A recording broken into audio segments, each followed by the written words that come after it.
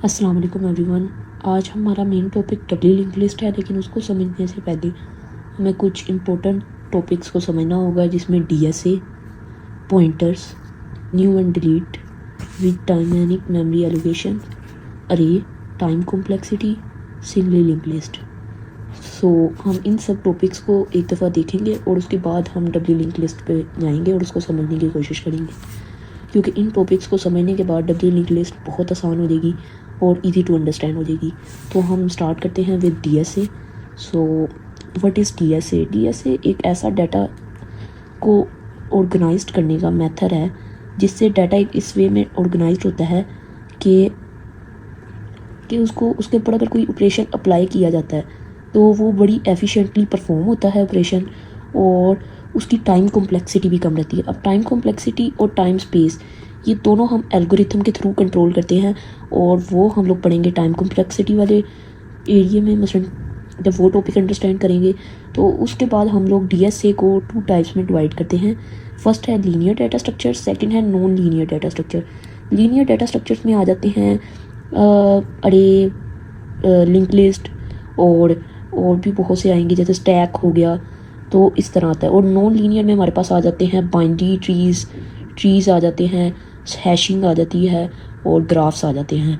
तो अगर हम लोग सबसे पहले लीनियर क्या होता है और नॉन लीनियर क्या होता है इसमें डिफरेंस करें, तो अगर यूज़र किसी भी जैसे लीनियर में ये होता है कि डाटा स्ट्रक्चर में यूज़र डिसाइड करता है कि डाटा कहाँ पे जाएगा। जैसा कि हमने अरे में पढ़ा होगा, अरे में हम लोग खुद डिसाइड करते हैं कि डाटा कहाँ पे, कौन सा डाटा पहले आएगा, कौन सा डाटा बाद में आएगा। और सिंपली लिंक लिस्ट में भी इसी तरह करते हैं। लेकिन नॉन लीनियर में यूज़र नहीं डिसाइड करता, हमारा एल्गोरिथम और हमारा प्रोग्राम डिसाइड करता है कि लीनियर में डाटा किधर जाएगा, नॉन लीनियर में डाटा कहाँ पे जाके उसकी लोकेशन क्या होगी, या डाटा कहाँ पे जाके सेव होगा। और लीनियर में हमारा जो डाटा होता है वो एक स्ट्रक्चर में आ जाता है। मसलन जिस तरह हमारा अरे है वो एक स्ट्रक्चर्ड है, इसी तरह लीनियर में हर चीज़ एक स्ट्रक्चर में आती है, एक बॉक्स समझ लें, या हम एक किसी को बॉक्स स्पेसिफाई कर देते हैं। तो इसी के साथ हम अपना सेकंड टॉपिक स्टार्ट करते हैं, विच इज़ कॉल्ड पॉइंटर्स। सो अब हम सबसे पहले देखेंगे कि पॉइंटर्स है क्या और हमें इसकी ज़रूरत क्यों है। मसलन हमें लिंक लिस्ट में पॉइंटर्स की क्यों ज़रूरत पड़ेगी, और पॉइंटर्स रियल्स में क्या है।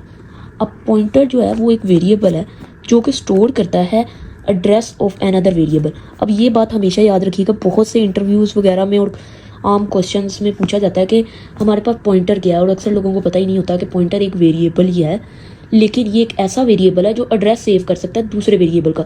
जिस तरह हम लोग जानते हैं इंट एक वेरिएबल है, लेकिन इसके अंदर एक इंटीजर टाइप के डाटा टाइप आ सकती है, टीजर टाइप के डाटा आ सकता है, जिस तरह 1 2 3 4 5 6 7 8। इसी तरह फ्लोट है जिसमें हम लोग पॉइंट्स में वैल्यू लिख सकते हैं। उसी तरह हमारे पास करैक्टर है जिसके अंदर हम लोग कोई भी एक सिंगल करैक्टर सेव कर सकते हैं। तो एक स्ट्रिंग है जिस तरह हम उसके अंदर स्ट्रिंग के अंदर हम लोग कोई भी मैसेज सेव कर सकते हैं। इसी तरह पॉइंटर है जिसके अंदर हम किसी भी चीज़ का एड्रेस सेव कर सकते हैं। सो इधर मैं एक एग्जांपल कोड के थ्रू दूंगा जिसमें हम बहुत से छोटे छोटे उनके सोल्यूशन फाइंड करेंगे, जिससे हमें आगे कोड करने में आसानी मिलेगी। सबसे पहले मैंने इधर एक इनिशियलाइज करवाया है इंटीजर टाइप का ए, जिसके अंदर वैल्यू है 10। फिर हमने एक पॉइंटर बनाया है जिसको स्टैरिक, इसको हम लोग स्टैरिक कहते हैं। ये जो साइन है इसको हम स्टैरिक कहते हैं। देन पीटीआर एक नेम है, जिस तरह हम लोग इंटीजर टाइप का ए नेम लिखा है, इसी तरह ये इंटीजर टाइप का एक पॉइंटर बना है जिसके अंदर पीटीआर है। और हमेशा याद रखिएगा, सेम डाटा टाइप जिस तरह हम लोग होगी वही इसके अंदर स्टोर कर सकते हैं, उसी टाइप का एड्रेस। यानी कि अगर मैं यहाँ पे इंटीजर लूँ और यहाँ पे मैं फ्लोट लेता हूँ, फॉर एग्जांपल फ्लोट ए लूँ और उसको इधर इनिशियलाइज करवाने की कोशिश करूँ, यानी कि एड्रेस सेव कराने की कोशिश करूँ, इसको बाय द वे हम लोग एड्रेस स्पेसिफायर कहते हैं। और ए का एड्रेस जिस तरह मैं इसके अंदर दे रहा हूँ, तो फिर फ्लोट का अगर एड्रेस मैं इसके अंदर दूंगा तो वो नहीं सेव होगा, क्योंकि पॉइंटर के अंदर सेम डाटा टाइप का ही डाटा का एड्रेस स्टोर हो सकता है। तो ये बात का खास ख्याल रखिएगा। देन हम लोग आ जाते हैं, हमने यहाँ पे अब सी आउट करके देखेंगे कि क्या क्या वैल्यूज़ आती हैं। अगर सी आउट ए करेंगे तो जाहिर सी बात है एक बॉक्स बना है और उसका एड्रेस है, और ये ए प्रिंट हो जाएगा। सिमिलरली जब हम सी आउट पीटीआर करेंगे तो अब देखते हैं कि इसके पीछे क्या फाउंडेशन, ये एड्रेस तो पीटीआर यानी कि एक एड्रेस लिखेगा, लेकिन पीछे एड्रेस क्यों ये ए का ही लिखेगा। उसके पीछे हम देखते हैं मेमोरी में 2 बॉक्सेस क्रिएट होंगे, एक एड्रेस का यानी कि जो हम लोगों ने पॉइंटर बनाया था उसका वेरिएबल का एक होगा, और एक दूसरा वेरिएबल जो इंटीजर टाइप का हमने ए क्रिएट किया।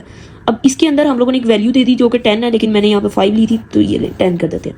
हमने एक 10 वैल्यू दे दी है, और सिमिलरली ये एक पॉइंटर है जिसके अंदर हमने एड्रेस किसका सेव करवाया, ए का। तो ए का जो भी उस जगह पे मेमोरी के अंदर, जैसे कि स्टैक मेमोरी के अंदर अगर हम ले रहे हैं तो स्टैक मेमोरी के अंदर जो उसका एड्रेस होगा वो एक पीटीआर के अंदर स्टोर हो जाएगा। तो यहाँ पे जब हम लोग करेंगे तो क्या आएगा, उस बॉक्स के अंदर जो पीटीआर का एड्रेस है तो पीटीआर आ जाएगा। लेकिन ऑन दी अदर हैंड जब हमने स्टैटिक लगाया है तो यहाँ पे 10 प्रिंट होगा। और अब इसके पीछे समझते हैं कि यहाँ पे 10 क्यों प्रिंट होगा। यहाँ पे डी रेफरेंस कर रहा है, PTR D reference PTR use हो रहा है, जो क्या कर रहा है कि एक रेफरेंस को इधर से सीधा इधर वैल्यू पे ले आया, जो कि जिसकी वजह से जो इसकी वैल्यू है अब वो प्रिंट होगी, यानी कि डी रेफरेंस ऑपरेटर यूज हुआ है जिसमें इसने इसको डी रेफरेंस कर दिया और इसके एड्रेस पे जो वैल्यू होगी वो उसने प्रिंट कर दिया। अब अगर हम लोग सी आउट एड्रेस स्पेसिफायर के साथ ए को करते हैं तो यहाँ पे सिंपली ए का एड्रेस जो कि ये है वो प्रिंट हो जाएगा। इससे हमें कुछ चीज़ों से हमेशा याद रखना है। एक तो पॉइंटर हम लोग इसलिए यूज़ कर रहे हैं क्योंकि एड्रेस स्टोर करता है दूसरे वेरिएबल का, और आगे हमें पता चलेगा कि डायनामिक मेमोरी में हमें पॉइंटर्स क्यों चाहिए होते हैं। तो वो चलें तो हम डायनामिक मेमोरी को डिस्कस करते हैं ताकि हमें बहुत पता चल सके पॉइंटर क्यों इतने हैं हमें। डायनामिक मेमोरी एक प्रोसेस होता है एलोकेशन और D allocation of the memory at the program execution, कि जब प्रोग्राम चल रहा होता है स्टैक में आपको पता है दो मेमोरी होती है, एक स्टैक होती है एक हीप होती है, ठीक है। स्टैक मेमोरी है एक और एक हीप मेमोरी होती है। जैसा कि आपको पता है स्टैक मेमोरी में स्टेप बाय स्टेप हम लोग डाटा लिखते हैं, लेकिन ये पहले से ही कंपाइलर के अंदर स्टैक मेमोरी जो है वो कंपाइलर ही मैनेज करता है और इसमें सारा डाटा एक लाइन से चला जाता है ऑलरेडी। मसलन एग्जीक्यूशन से पहले ही हमारे हर डाटे को एक मेमोरी एलोकेट हो चुकी होती है। लेकिन ऑन दी अदर हैंड जब हीप मेमोरी का जिक्र आए तो आपने समझना है ये वो मेमोरी है जो रन टाइम पे दी जाती है, यानी कि अगर जब हम एग्जीक्यूशन के लिए कोड को लेके जाते हैं, जब जो हर किसी को मेमोरी एलोकेट होगी तो वो हीप के थ्रू होती है। फर्स्ट ऑफ ऑल हीप का एक जो है पॉइंट वो हमेशा आपने याद रखना है, वो पॉइंट ये है कि इसमें किसी वेरिएबल का नेम नहीं स्टोर होता।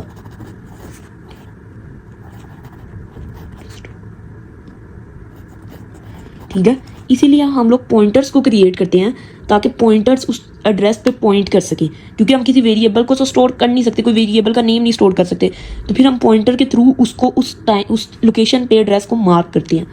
इसीलिए हमारा पॉइंटर को पढ़ना बहुत ज़रूरी है आगे टॉपिक्स के लिए। अब आपने हीप भी समझ लिया और स्टैक भी समझ लिया और डायनामिक मेमोरी भी समझ लिया। अब रन टाइम पे हम मेमोरी एलोकेट करते क्यों हैं ये आपको नहीं समझ आई होगी। दरअसल इसके लिए हम लोग इसलिए करते हैं ताकि मेमोरी जो है वो हमारी रन टाइम पे एलोकेट हो, जिससे हमारा कोड की एफिशिएंसी जो है वो इंक्रीज़ करती है। मसलन अगर हम लोग किसी भी कोड को एक पहले से मेमोरी एलोकेट कर देंगे, अगर हम लोग इसकी बेस्ट एग्जांपल समझना चाहें तो मैं एक अरे में भी टॉपिक में सही से समझाऊंगा, लेकिन अगर हम लोग अभी समझें तो अगर हम लोग किसी चीज़ वेरिएबल को पहले से ही एक मेमोरी दे देंगे, मसलन एक फिक्स्ड मेमोरी दे देंगे, तो हम उसकी मेमोरी को चेंज नहीं कर सकते। मसलन वो एक फिक्स्ड मेमोरी के तौर पे रहेगी, बेशक हम लोग जैसे इंटीजर है वो 4 बाइट की लेता है, लेकिन अगर हम लोग उसको पहले ही 1 बिट की मेमोरी भी दे रहे हैं लेकिन उसने जगह तो 4 बाइट की ली, वो मेमोरी को हम कम नहीं कर सकते।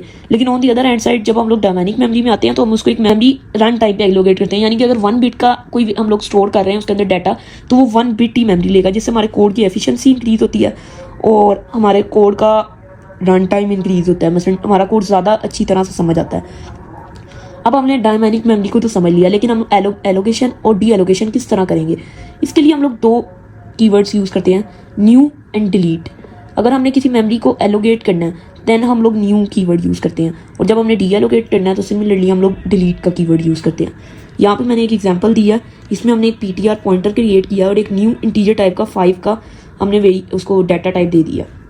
इसमें हमने न्यू का कीवर्ड किया और एक पॉइंटर को पॉइंट कर दिया, जो न्यू कीवर्ड एक नई मेमोरी एलोकेट हो रही है, कहाँ पे, डायनामिक मेमोरी के अंदर, या हम हीप मेमोरी के अंदर कह सकते हैं। उसको पॉइंट करेगा हमारा पीटीआर। जब हम इसको वैल्यू दे देंगे तो ये तब तक ही चलेगी जब तक हमारा कोड चल रहा है, लेकिन इसको डिलीट करना बहुत ज़रूरी है। हमारा न्यू टॉपिक आ रही है और अब हम इसमें देखेंगे डायनामिक मेमोरी या पिछले पॉइंटर्स को अरे के अंदर क्या यूज़ होगा। सबसे पहले हम अरे की डिफाइन देख लेते हैं।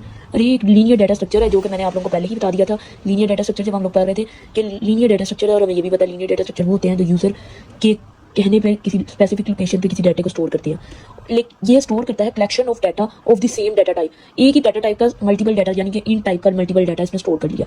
Advantage is it store huge data, मतलब बहुत ज़्यादा डाटा सेव कर लेता है इन वन वेरिएबल, और मतलब एक ही नाम के वेरिएबल से बहुत ज़्यादा बड़ा डाटा स्टोरेज कर लेता है। और इट सेव्स टाइम, ये हमारा टाइम सेव करता है, वो तो जाहिर सी बात है। और इसका यूज़ कहाँ पे अक्सर आप लोगों ने देखा होगा, जब हम लोग किसी का रिजल्ट कार्ड वगैरह डिफरेंट टाइप्स में आते हैं तो उसमें रिजल्ट कार्ड में बहुत ज़्यादा नेम होते हैं, तो उन सब नेम को एक ही जगह पे हम लोग स्टोर कर देते हैं। यहाँ भी यूज़ होता है, वो सारे नेम्स को एक ही नेम के अंदर स्टोर कर दिया, एक ही डाटा टाइप के अंदर स्टोर कर दिया, या और उनके सबके मार्क्स एक डाटा टाइप के अंदर स्टोर कर दिए।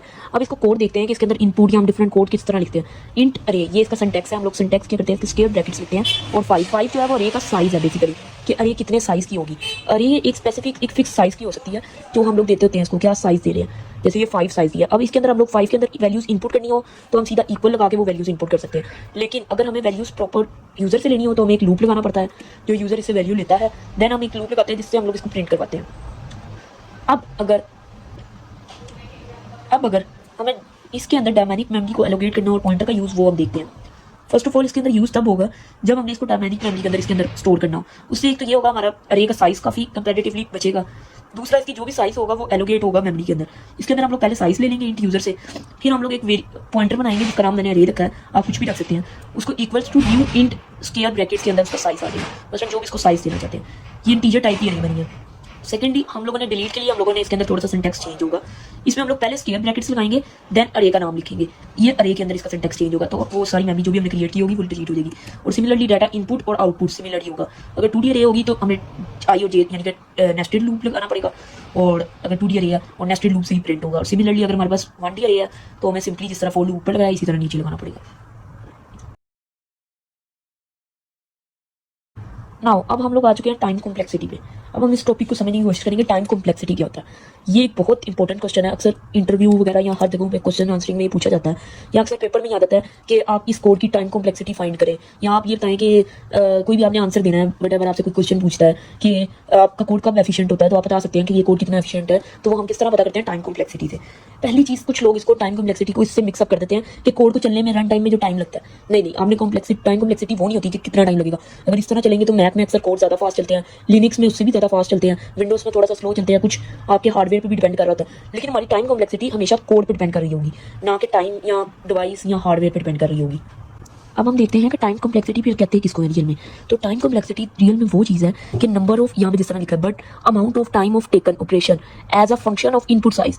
यानी कि हम लोग इसमें दो चीज़ों को कंपेयर करते हैं। एक ये कि हम लोग इनपुट साइज क्या था, मतलब मैंने कितनी दफ़ा इनपुट लिया। जैसे अगर हम लोग अरे में लूप लगाते हैं, तो अगर उस अरे का साइज़ है, उस अरे का साइज़ हमने लिया 5, यानी कि हमने 5 इनपुट्स ली, तो उस पर नंबर ऑफ ऑपरेशन कितनी दफ़ा काम करेगा। अगर तो वो नंबर ऑफ ऑपरेशन भी 5 टाइम इक्वल, यानी कि 5 ही दफ़ा उसके अंदर वैल्यू जाएगी। साइज लिया है तो अगर उसके अंदर 5 दफ़ा ही वैल्यू गई, तो यानी कि नंबर ऑफ ऑपरेशन हुए 5। अगर 100 दफ़ा हमने 100 का ले लिया अरे का साइज, तो उसकी 5 कॉम्प्लेक्सिटी क्या, उसकी आगे ऑपरेशन उसके अंदर कितनी दफ़ा लगा, 100 टाइम्स, क्योंकि इनपुट के लिए 100 टाइम लगेगा। इससे क्या होगा, हमारे कोड की कॉम्प्लेक्सिटी कर रही है, इंक्रीज़ कर रही है। जैसा कि अब अगर हम लोग पॉइंट्स बनाएं, जैसा कि ये पॉइंट है 5 का, ये पॉइंट है 50 का कर लेते हैं, ये पॉइंट है 100 का, और ये पॉइंट सीधा हम 1000 का कर लेते हैं। और सिमिलरली यहाँ पे ऑपरेशन कितनी दफ़ा चलेगा, 50 दफ़ा। यहाँ पे कितनी दफ़ा चलेगा, 100 टाइम्स। यहाँ पे कितनी दफ़ा चलेगा, 1000 टाइम्स। इससे कोड की हमें पता चल रहा है कि कोड हमारा किस टाइप का चल रहा है, बिल्कुल सीधी लाइन। और अगर हम लोग इसको सिंपली फॉर्म कन्वर्ट करें, जिसको हम लोग कहते हैं फंक्शन में अगर कन्वर्ट करें, तो ये बनता है एक्स का फंक्शन। अगर बिल्कुल स्ट्रेट लाइन आए तो इसको एक्स कहते हैं। और एक्स वैसे किसके इक्वल होता है, अगर हम एक्स को एन के इक्वल करते हैं तो हमारा फंक्शन होगा ये। इससे पता चला कि हमारा जो फंक्शन है वो लीनियर है। मसलन एन एक सिंपल फंक्शन है, इसमें कॉम्प्लेक्सिटी इतनी ज़्यादा नहीं है, इसका एक बिल्कुल सिंपल सा फंक्शन है। और अगर हम लोग इसके साथ ये लगा लें तो इसका मतलब होता है कि ये वर्स्ट, इसको कहते हैं हम बिग ओ, और ये होता है वर्स्ट केस के लिए। यानी कि अगर लेट से हम इसको इस तरह समझते हैं कि हमारे पास किसी ने एक नंबर लीनियर सर्च के लिए दिया है, लीनियर सर्च के लिए एक नंबर दिया है अरे के अंदर, ठीक है, और वो नंबर है 5, और एक अरे है हमारे पास जो क्या 1 2 3 4 एंड 5, यानी कि उस अरे का साइज भी है 5। अब हमें सर्च करना है 5, तो ये प्रोग्राम चलेगा 5 दफ़ा, यानी कि ये इसके वर्स्ट केस में चलेगा, इसीलिए हम इसको वर्स्ट केस कहते हैं। अगर सिमिलरली अगर ये हमें फर्स्ट में मिल जाता है, यानी कि 1 की जगह पे यहीं पे 5 होता, तो ये बेस्ट केस होता है, जिसको हम डिनोट करते हैं ओमेगा से। और अगर यही हमें मिड में कहीं मिल जाता है 2 की जगह पे या 3 की जगह पे, तो ये मिड केस होता है, जिसको हम नोट करते हैं थीटा से। ये सिर्फ एक केसेस हैं कि क्या सिनेरियो रियल लाइफ में किस टाइप के केसेस आ सकते हैं, लेकिन हम लोग जो बेसिकली जो यूज़ करते हैं वो वर्स्ट केस के लिए प्रोग्राम को लिखते होते हैं, जिससे हम वर्स्ट केस को ही याद रखते हैं। इसी तरह अगर हम लोग इसकी कॉम्प्लेक्सिटी फाइंड करना चाहें, टाइम कॉम्प्लेक्सिटी, तो इसमें क्या है, जितना साइज है यानी कि जितनी इनपुट्स हैं उतने ही नंबर ऑफ हमें मिले हैं, ऑपरेशन चला है, यानी कि 5 = 5 हुआ। सिमिलरली इसकी कॉम्प्लेक्सिटी हुई बिग ओ एन, जो कि एक लीनियर टाइप की कॉम्प्लेक्सिटी आ जाएगी। अब हम समझ लेते हैं बिग ओ हम लोग क्यों यूज़ करते हैं और इसको क्या इसकी डिफाइन है या क्या है।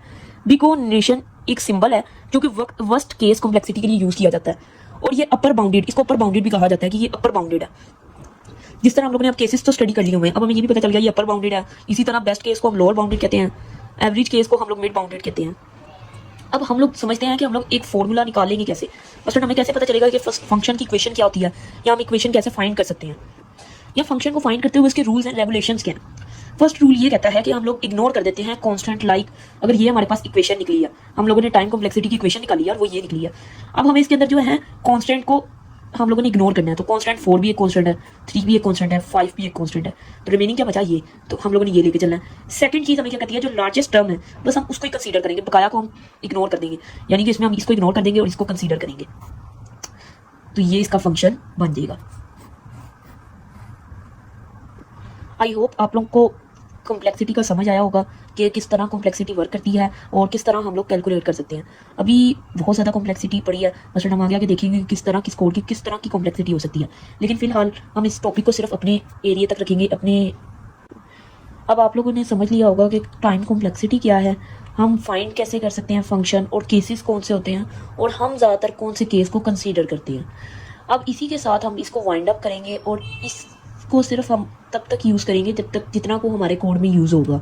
बकाया रिमेनिंग हम अपनी नेक्स्ट वीडियोस में इसके ऊपर प्रॉपर एक वीडियो। अब हमने काफ़ी हद तक टाइम कॉम्प्लेक्सिटी को समझ लिया है, और हमने ये भी समझ लिया है कि केसेस कितने होते हैं और केसेस को हम किस तरह डोनेट। अब हमने टाइम कॉम्प्लेक्सिटी को काफ़ी हद तक समझ लिया है, और अब हम इजीली टाइम कॉम्प्लेक्सिटी को समझ सकते हैं कि किसी कोड की कितनी टाइम कॉम्प्लेक्सिटी होगी, और इसी के साथ हम ये भी अब समझ सकते हैं कि कितने केसेस होते हैं और उनको किस तरह डिनोट किया जाता है, और बिग ओ नेशन किस लिए यूज़ किया जाता है, और हम हर टाइम वर्स्ट केस ही क्यों यूज़ करते हैं। और हमने ये भी देख लिया है कि हम लोग फाइंड फंक्शन के लिए हम लोग किस तरह टाइम कॉम्प्लेक्सिटी फाइंड करते हैं, फंक्शन की हम टाइम कॉम्प्लेक्सिटी किस तरह फाइंड करते हैं। अब हम अरे की टाइम कॉम्प्लेक्सिटी फाइंड करते हैं, और फिर हम देखेंगे कि सिंगली लिंक्ड लिस्ट हमने क्यों यूज़ की ओवर अरे। अब अरे की अगर टाइम कॉम्प्लेक्सिटी अगर हम लोग देखा जाए तो उसकी सबसे पहले अरे में हम लोग सिंपली एक इंट अरे लेते हैं जिसका साइज हम 500 कर देते हैं, और वैल्यूज़ जो हम यूज़र से लेंगे, तो हम लोग इधर लूप लगाएंगे।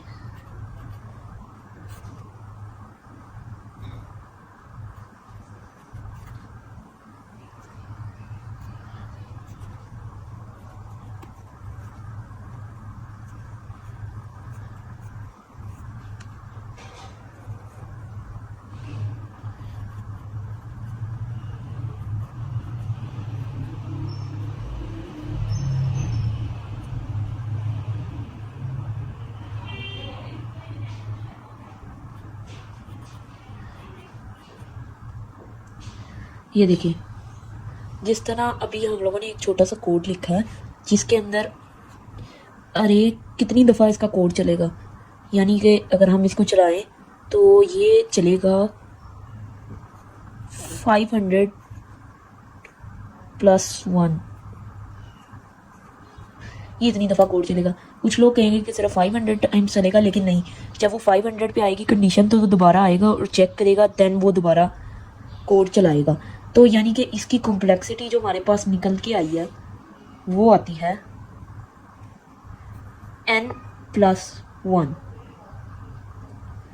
यानी कि इसकी कॉम्प्लेक्स डिस्कस कर लिया था कि टाइम कॉम्प्लेक्सिटी क्या होती है और उसमें केसेस कितने होते हैं, जो कि 3 हैं, और हम किस केस को प्रेफर करते हैं, वो है वर्स्ट केस जिसको हम लोग हर कंसीडर करते हैं। फिर हम लोगों ने फंक्शन को भी फाइंड फंक्शन भी हमने देख लिया किस तरह फंक्शन फाइंड करते हैं। अब हम लोग देखते हैं कि हम लिंक लिस्ट की तरफ गए क्यों, व्हाट द रीज़न कि हम लोग लिंक लिस्ट की तरफ कन्वर्ट हुए हैं। अरे को आ चुके हैं हम लिमिटेशंस ऑफ अरे पे, तो अब हम समझेंगे कि ऐसी क्या लिमिटेशंस आ रही है कि जिसकी वजह से हमें लिंक लिस्ट पे कन्वर्ट होना पड़ा है।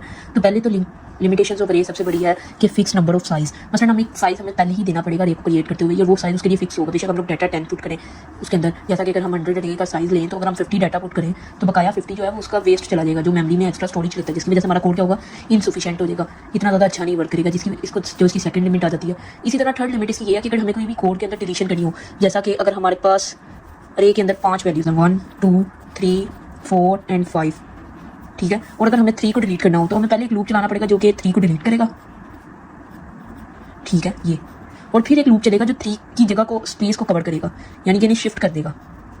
अब इससे क्या होगा कि जिस तरह हम लोग पिछले अपने पढ़ के आए हैं कि टाइम कॉम्प्लेक्सिटी इंक्रीज हो जाएगी, इसी वजह से हम इसको नहीं लेते हैं। इसी तरह डिलीशन में भी और इंसर्शन में भी सेम इसी वजह से हमें प्रॉब्लम आती है और हमारी टाइम कॉम्प्लेक्सिटी ऑफ कोड की बहुत ज़्यादा बढ़ जाती है। तो इसका हल के लिए हमारे पास आ जाती है सिंपली लिंक्ड लिस्ट। अब लिंक्ड लिस्ट क्या होती है, ये एक लीनियर डाटा स्ट्रक्चर है, जिस तरह मैंने स्टार्टिंग में बताया था, ये भी एक लीनियर डाटा स्ट्रक्चर है जो कि बना है सीक्वेंस ऑफ नोड, मतलब एक दूसरे से नोड, जिस तरह यहाँ पे बनाई है, एक नोड है, बी एक नोड है और एक सी नोड है।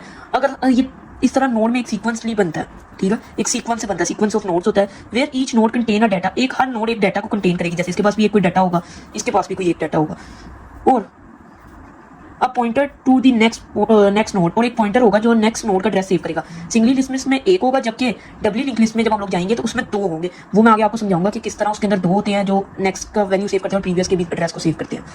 अब आ जाते हैं हम लोग सिंगली लिंक लिस्ट पे। सिंगली लिस्ट जिस तरह मैंने आपको बताया, इसके लिए हम लोग 2 चीज़ें लाजमी याद रखिएगा। वैसे नॉर्मली हेड ही क्रिएट करते हैं, लेकिन आप लोगों का कोड जो टाइम कॉम्प्लेक्सिटी को बचाने के लिए हम लोग जिसके लिए लिंक लिस्ट यूज़ करते हैं, उसी के लिए हम लोग इसमें टेल भी क्रिएट करेंगे, जबकि टेल क्रिएट करना सिंगली लिस्ट में इतना कोई ज़रूरी नहीं है, लेकिन हम लोग करेंगे, उससे टाइम कॉम्प्लेक्सिटी डिक्रीज होती है। एक हम लोग हेड का हमेशा बनाया करेंगे पॉइंटर, और एक हमेशा टेल का।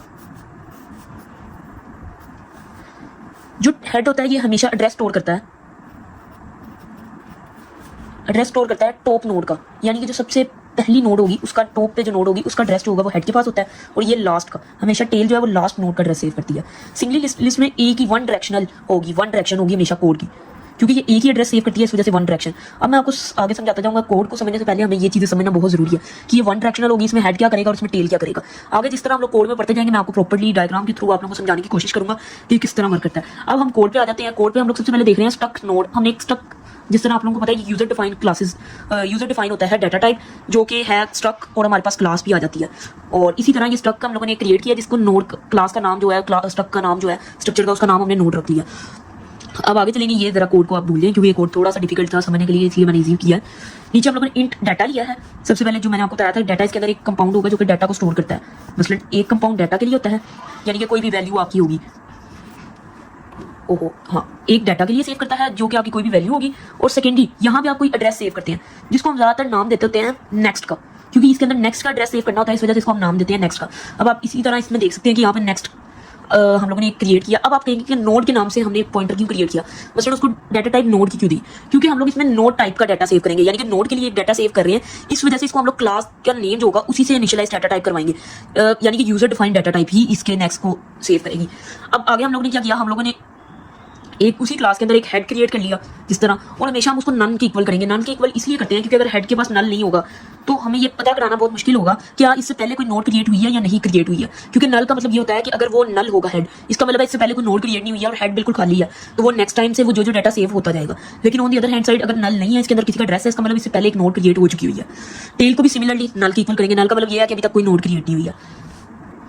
अब नल का भी हमें पता चल गया, टेल को भी हमने नल क्यों किया, हेड को भी नल क्यों किया। अब आगे चलते हैं। अब देखिए, अब आगे हम लोगों ने एक वॉइड नाम का फंक्शन बनाया है जो कि न्यू नोड, जिसका आगे नाम है न्यू नोड, और उसमें हमने इंट डाटा कर दिया जो कि कोई भी नीचे अगर हमें फंक्शन के कॉल करते हुए जब कोई डाटा देगा तो वो यहाँ पे आगे खुद पुट हो जाएगा। तो अगर हम लोगों ने नोड को नोड टाइप का एक पीटीआर पॉइंटर बनाया है, ये बेसिकली एक न्यू नोड क्रिएट हो रही है, जिसके अंदर न्यू नोड क्रिएट हो रही है, और इस पीटीआर के पास जो नेक्स्ट, जो इस पीटीआर का नेक्स्ट है, फॉर एग्जाम्पल ये पीटीआर एक नोड क्रिएट हुई है, इसके जो नेक्स्ट है ये वाला खाना जिसको हम नेक्स्ट का नाम दे देते हैं, नेक्स्ट के अंदर हमने नल पुट कर दिया, और इसके डाटे के अंदर फॉर एग्जाम्पल अगर हमें यहाँ पे डाटा आया 5, नीचे किसी ने डाटा दिया तो यहाँ पे हम लोग 5 डाटा पुट कर देंगे ये सेकंड वाले में। और फिर उन्होंने कहा है इफ कंडीशन के साथ, अगर if head is equals to double equals का मतलब होता है कि ये अगर बिल्कुल इक्वल है नल के, अगर हमारा हेड पॉइंटर, ये हमारा हेड क्रिएट हुआ, हेड जो कि हमने पिछले में क्रिएट कर दिया था, अगर ये नल के इक्वल है, अगर इसके अंदर जो है वो नल है, ठीक है, तो यह वाली कंडीशन चलेगी। अदरवाइज क्या होगा, एल्स वाली कंडीशन चलेगी। तो अगर हम लोग इसको लेके चलते हैं कि हमारा भी हेड जो है वो नल है, इसका मतलब इससे पहले कोई नोड क्रिएट नहीं हुई है, तभी ये नल हो सकता है। अगर ये नल है then head is equal to PTR, then ये जो हेड है वो इक्वल हो जाएगा पीटीआर के, यानी कि जो पीटीआर का एड्रेस होगा जो कि होगा 1XF01, ठीक है, इसका जो एड्रेस होगा वो इधर आके कॉपी हो जाएगा, यानी कि 1XF01। अब क्या होगा, ये जो हेड है ये पॉइंट कर रहा है पीटीआर की तरफ। अब हम लोग हेड पॉइंट क्यों कर रहे हैं, बेसिकली ये क्वेश्चन आप लोगों के माइंड में आ रहा होगा कि हमें क्या जरूरत है हेड को पॉइंट करने के लिए एक नोड की।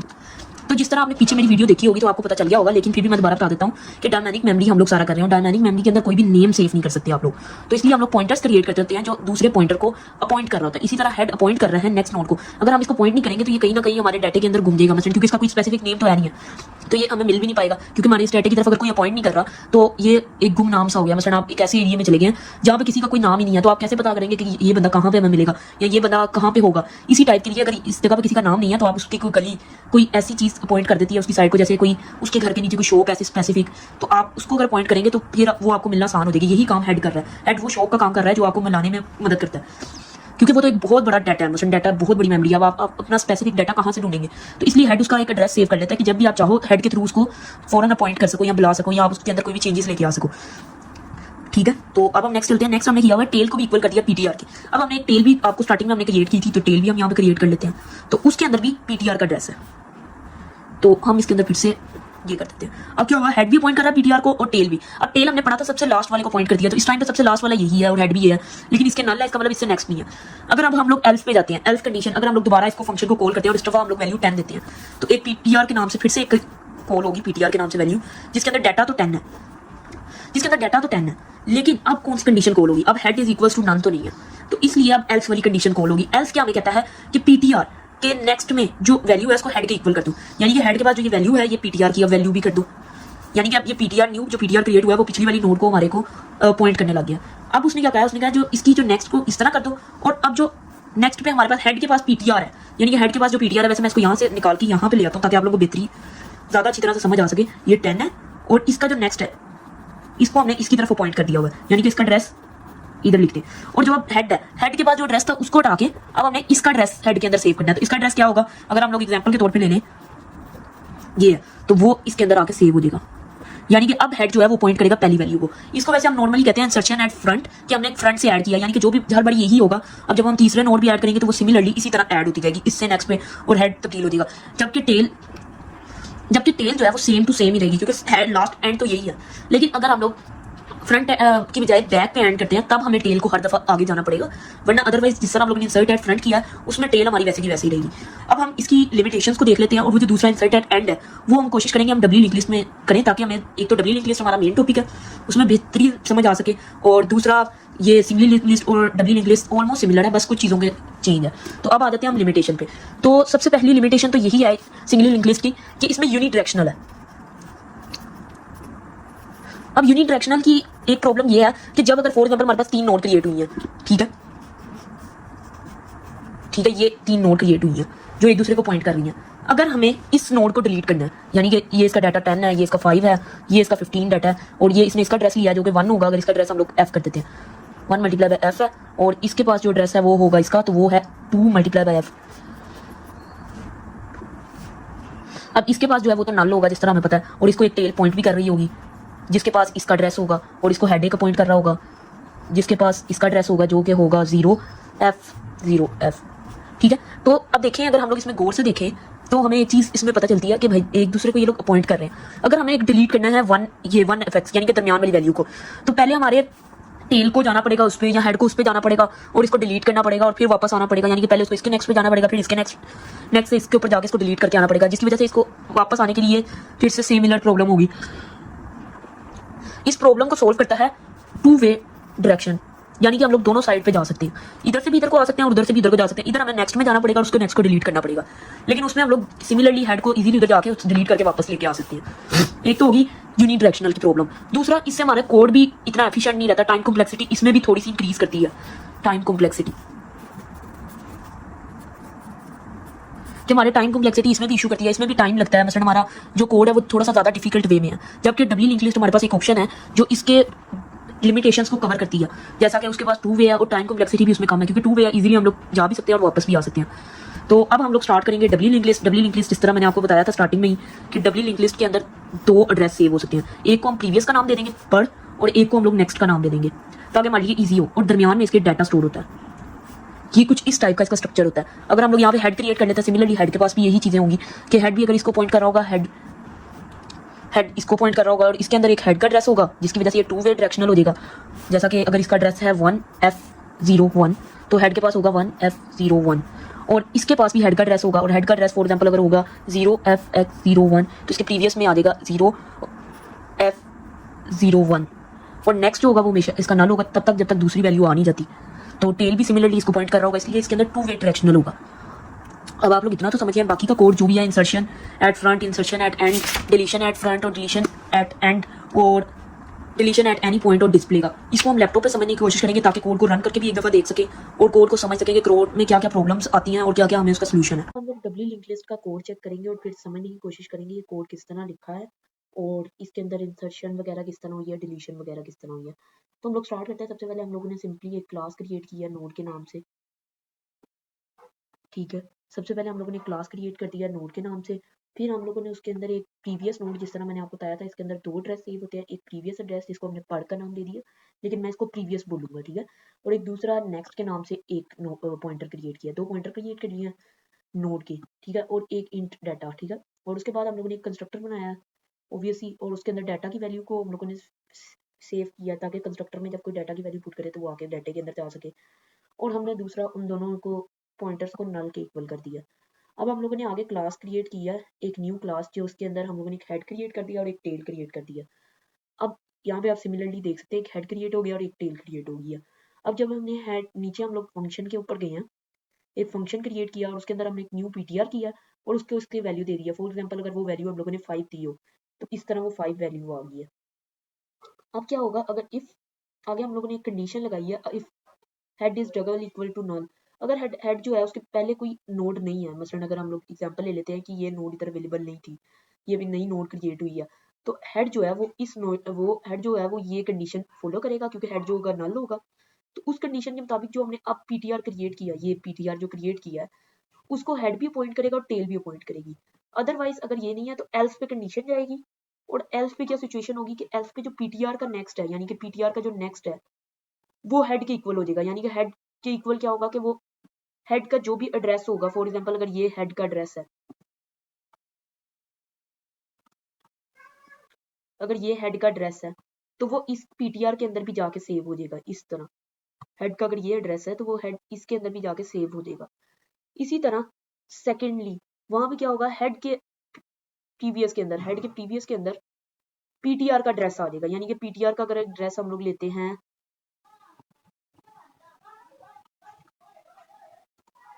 अगर हम लोग पीटीआर का एड्रेस लेते हैं, फॉर एग्जांपल अगर पीटीआर का एड्रेस हम लोग थोड़ा सा चेंज कर देते हैं इसको, ये पीटीआर का एड्रेस है, तो देन हम लोगों ने क्या किया कि इसको हेड को अंदर, हेड के प्रीवियस के अंदर हम लोगों ने पीटीआर का एड्रेस सेव कर दिया, यानी कि अगर हम लोग इसके प्रीवियस के अंदर इसका एड्रेस सेव कर दिया, देन हम लोग आगे गए तो head is equals to PTR, मसलन हेड को हमने पीटीआर के इक्वल कर दिया। अब हम लोग देखेंगे कि हम लोग रिमूव कैसे करते हैं फ्रॉम फ्रंट। तो इसमें हम लोग देखेंगे सबसे पहले तो हमारे पास एक कंडीशन लगी हुई है इसके साथ कि हेड अगर नन की इक्वल है। सबसे पहले हम ये चेक करेंगे क्या हेड ही अगर नन है तो इसका मतलब कोड आगे हमारा जाएगा ही नहीं। मसलन अगर हम लोग रिमूव करने की कोशिश करेंगे तो कुछ रिमूव ही नहीं होगा, इसलिए हम लोग यहाँ से कोड ख़त्म, मसलन इसको चेक करेंगे कंडीशन और इधर लिख देंगे अगर नन है तो एम्प्टी हम लोग लिख देंगे। देन अगर हम लोग स्टार्ट करेंगे तो नोड में टेम्प की वैल्यू को हम लोग एक न्यू टेम्प पॉइंटर क्रिएट करेंगे जिसको वैल्यू दे देंगे हेड के इक्वल, और देन हम लोग चेक करेंगे कि हेड जो है वो इक्वल कर देंगे हेड को हेड के नेक्स्ट के, यानी कि हेड अब इक्वल हो जाएगा 10 के। अब हम लोग ने 10 की इक्वल तो कर दिया लेकिन अब हम लोग उसके आगे इफ़ कंडीशन चेक करेंगे कि अगर 10 जो उसका नेक्स्ट है वो नल की इक्वल है, जो कि ये नहीं है, तो अगर ये कंडीशन चलती है तो हेड के जो आगे प्रीवियस है, हमारे पास जो हेड का प्रीवियस है उसके अंदर हम लोग नल की वैल्यू ऐड कर देंगे, यानी कि हेड का ही जो प्रीवियस है, हम लोगों ने इसको 2 हिस्सों में अगर हेड को कन्वर्ट करते हैं तो उसका एक हेड नेक्स्ट है और एक प्रीवियस है, तो हम उसके प्रीवियस के अंदर नल की वैल्यू डाल देंगे। देन हम अगर ये कंडीशन नहीं वर्क करती है, मसलन अगर हमारा हेड का नल, हम लोग इसको 10 को कर लेते हैं, ये यहाँ पे नल था, देन क्या होगा जो टेल है टेल पे आएगा और टेल को हम लोग नल के इक्वल कर देंगे, यानी कि इसकी टेल को नल के इक्वल कर देंगे। अब जब हमने टेल को नल के इक्वल कर दिया, यानी कि अब जो टेल के अंदर वैल्यू थी वो नल हो चुकी है, तो अब हमारा प्रोग्राम कंप्लीट हो गया। एल्स वाली कंडीशन भी, तो अब हमारा डिलीट टेम्प कर देंगे कि टेम्प को डिलीट कर देंगे। जो हम लोगों ने टेम्प ऊपर क्रिएट किया था एक पॉइंटर, उसको हम लोग प्रॉपर एक डिलीट कर देंगे, मसलन वो मेमोरी से रेज हो जाएगा।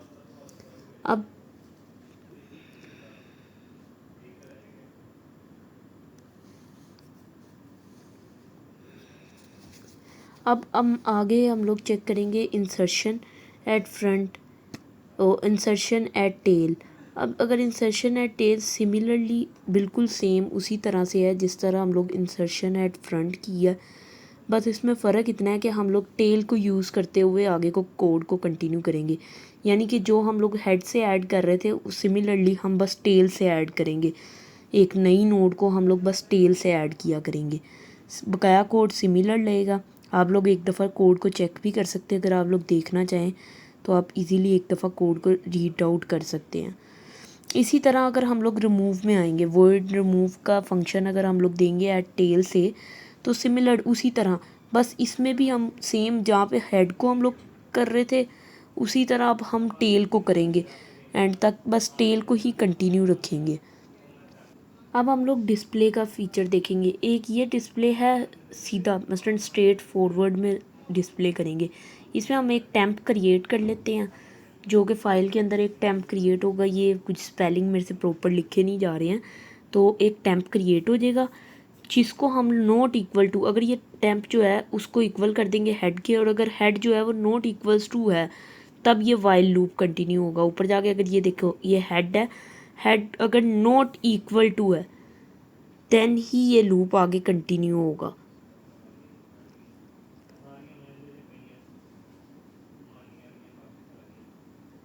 एक सेकंड, मैं ऊपर वाला सारा कोड नीचे ले आता हूँ ताकि आप लोगों को समझने में आसानी हो। सारी ऊपर वाली पार्ट नीचे ले आता हूँ। हाँ एक सेकंड,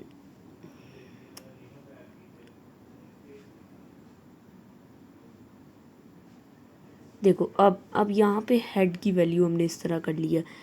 अब ये टेम्प का बना लिया हमने फोल्ड, एक जो वो पॉइंटर है, और उसके अंदर हम लोगों ने अब नल, अगर हेड जो है वो नल है, इसका मतलब हेड अगर नॉट इक्वल्स टू नल, इसलिए कंडीशन लगाई है कि अगर हेड ही नल है, पहली दफ़ा में ही हेड नल आ जाता है, तो फिर ये होगा कि हमारे पास कोई भी नोड है ही नहीं है, तो हम डिस्प्ले किसको करेंगे। इसीलिए हम लोगों ने ये कंडीशन लगाई है, अगर हमारे पास और नोड्स हैं देन ही ये कंटिन्यू होगा, और तब तक कंटिन्यू रहेगा जब तक हमारा हेड जो है वो नल के इक्वल नहीं आ जाता, यानी कि हमारे पास नल के इक्वल नहीं आ जाती वैल्यू, क्योंकि हर दफ़ा हम लोग टेम्प को जंप कर रहे हैं नेक्स्ट के ऊपर, जिस तरह हम लोग इसमें कंडीशन में लिखा भी हुआ है।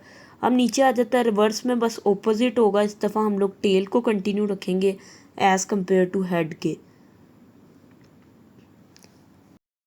अब मैं आपको प्रॉपर एग्जांपल से भी समझा देता हूँ कि यहाँ पे प्रिंटिंग किस तरह होगी।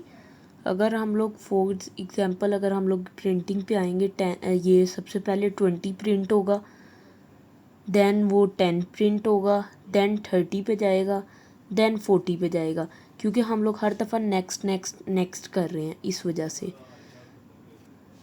इसी तरह अगर 40 से आगे भी कोई वैल्यू होगी तो वो भी इसी तरह प्रिंट होती जाएगी, तब तक जब तक वो जो हमारा एंड है वो नल के इक्वल नहीं आ जाता, और जब तक ही चलेगा जब तक हमारा एंड जो है नल के इक्वल नहीं आ जाता, सिमिलरली जिस तरह हमने कोड में किया हुआ है। अब हम लोग रिवर्स में देख लेते हैं। रिवर्स में सिमिलर, ये ऑपोजिट साइड से स्टार्ट होगा, 40 से 30 पे आएगा, 30 से 10 पे जाएगा, 10 से 20 पे आएगा, और ये जब तक चलता जाएगा जब तक वो ज़ीरो नहीं आ जाता।